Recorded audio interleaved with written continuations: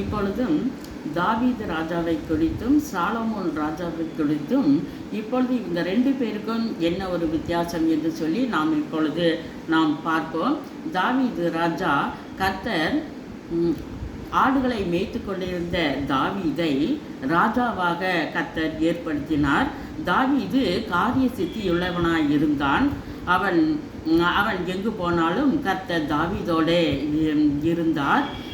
பிறகு தாவீது ராஜா ஒரு நாள் அந்த ராஜ்யபாரம் தாவீதினுடைய ராஜ்யபாரம் பலப்பட்டது.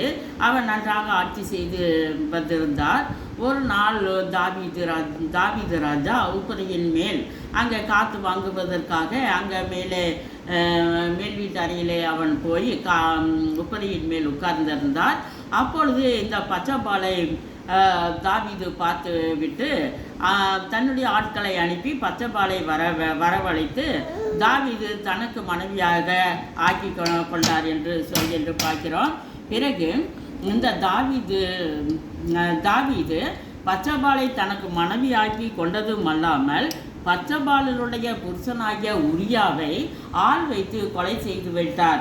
இந்த ரெண்டு பாவத்தையும் தாவீது செய்ததினாலே கர்த்தருக்கு தூரமாய் இருந்தார்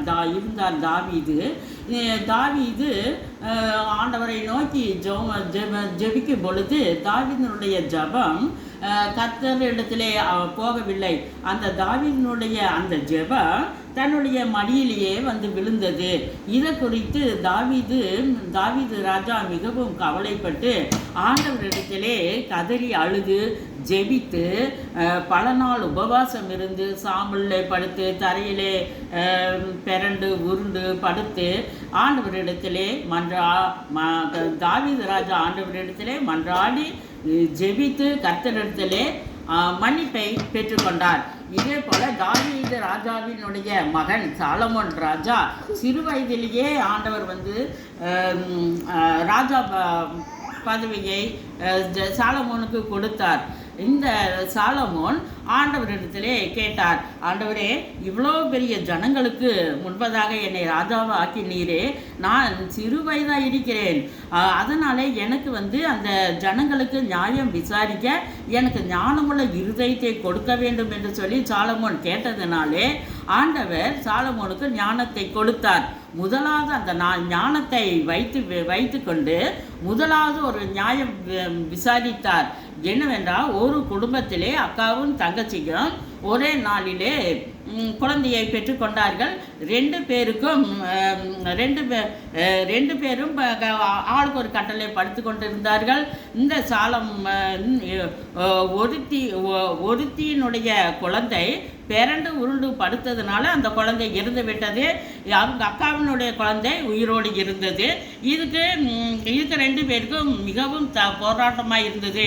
அந்த உயிரோடு இருக்கிற குழந்தை என்னதுதான் என்று சொல்லி ரெண்டு பேருக்கும் சண்டை வந்தது. இது சாலமோன் ராஜாவிடத்திலே போயிருந்தது. சாலமோன் ராஜா தன்னுடைய பணிவிடைக்காரனை நோக்கி ஒரு கத்தியை எடுத்துக்கொண்டு வா என்று சொல்லி சாலமோன் ராஜா சொல்லும் பொழுது ஒரு கத்தியை எடுத்துக்கொண்டு வைத்தார்.